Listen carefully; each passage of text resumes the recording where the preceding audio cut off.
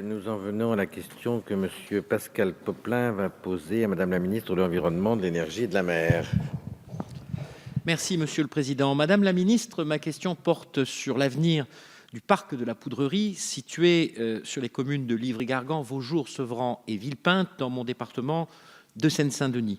Il s'agit, vous le savez car vous connaissez ce dossier, d'un magnifique espace naturel boisé de 120 hectares, 140 si on y ajoute le parc de la Tuchon qui est contigu, traversé par le canal de l'Ourcq et édifié sur l'emprise d'une ancienne poudrerie nationale ouverte au public dans les années 1970.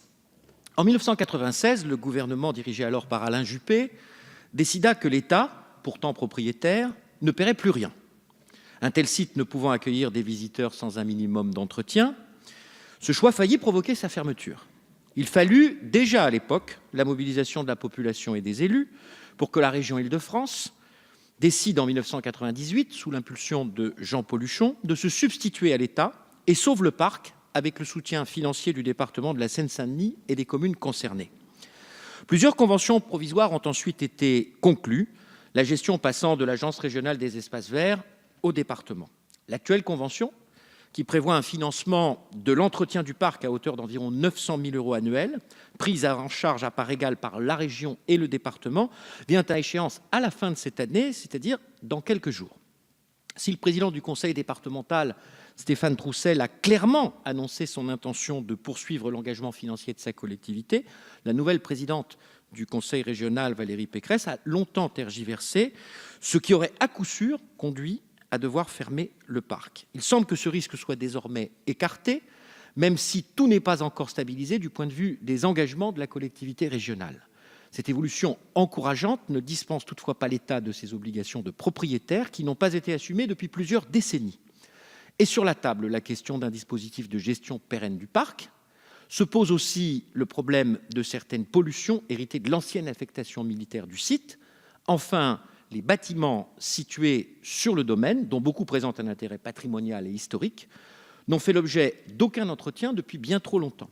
Et l'État, en demeurant propriétaire, ces investissements ne sauraient incomber aux collectivités territoriales gestionnaires. Alors, lors des réunions qui se sont tenues le 8 novembre dernier à la préfecture de région, puis le 28 novembre à la préfecture de la Seine-Saint-Denis, des propositions ont été formulées. Pouvez-vous, Madame la Ministre, préciser dans cet hémicycle les intentions et les engagements de l'État s'agissant de l'avenir du parc de la Poudrerie? Merci, Madame la ministre. Vous avez la parole. Merci, Monsieur le Président. Monsieur le député Pascal Popelin, vous m'interrogez sur l'avenir du parc de la Poudrerie, sujet que j'ai particulièrement suivi. Ce parc est, comme vous le soulignez, une propriété de l'État qui se situe sur les communes de Sevran, Livry-Gargan, Villepinte et Vaujour, et il offre au public une grande diversité d'activités en lien avec l'environnement dans un territoire qui est très urbanisé.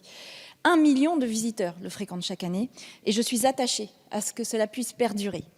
Les services du ministère de l'Environnement ont engagé des études approfondies concernant les risques de pollution qui pourraient résulter du passé industriel du site. Les résultats ont été communiqués, ils sont rassurants et concluent à la compatibilité avec les usages actuels du parc. Néanmoins, 4 secteurs présentent des anomalies, certes faibles, mais qui nécessitent des travaux. Le ministère de l'Environnement s'est engagé à les prendre en charge et à lancer ces travaux dès 2017. En outre, l'État s'engage à allouer en 2017 une aide financière importante aux communes du territoire au titre du Fonds de soutien à l'investissement local pour contribuer aux travaux concernant la mise en sécurité et à la réhabilitation des bâtiments qui sont dégradés. La gestion du parc et son ouverture au public font l'objet, vous l'avez rappelé, d'une convention de gestion associant l'État, le conseil départemental de Seine-Saint-Denis et la région Île-de-France. Cette convention arrive donc à échéance le 31 décembre 2016. Et les élus, et notamment les parlementaires, se sont mobilisés pour qu'une solution soit trouvée le plus rapidement possible. Et je tiens d'ailleurs à saluer votre engagement ancien, constant et toujours constructif sur ce dossier. À ma demande et à celle de Ségolène Royal, le préfet de la région Île-de-France a réuni le 8 novembre les services de l'État et l'ensemble des élus et collectivités concernées afin de définir un cadre pérenne pour l'avenir du parc. Une seconde réunion a eu lieu le 28 novembre pour soumettre aux élus l'avancée du dossier. Comme vous le soulignez, les engagements de chacun et les propositions sont encouragés. Tant le président du conseil départemental que le conseil régional ont réaffirmé leur volonté de signer une nouvelle convention et de s'engager dans un nouveau projet ambitieux pour ce parc. Ainsi, au-delà d'une prolongation de la convention actuelle, le préfet de Seine-Saint-Denis prépare donc actuellement, avec l'ensemble des acteurs, une convention pluriannuelle de gestion autour d'un vrai projet d'avenir pour cet espace naturel. Un projet de territoire comportant des offres culturelles, de loisirs, avec des propositions d'investissement et de valorisation du parc. Tel est l'objectif partagé aujourd'hui par tous et je peux vous assurer de ma vigilance et de ma détermination pour y parvenir. En réponse, Monsieur Poplin, brièvement, vous avez la parole. Rapidement, pour vous remercier, Madame la Ministre, de confirmer enfin qu'il y a de nouveau, après 20 ans d'abstinence, si je puis dire, un engagement de l'État qui est conséquent, 1, sur la dépollution, 2, sur des investissements à hauteur de 2 millions d'euros. Je forme donc le vœu que la région confirme de manière ferme la poursuite de son engagement et que nous puissions ainsi travailler dans les 2 années qui viennent à un avenir durable et à des solutions durables de gestion pour ce parc. Merci.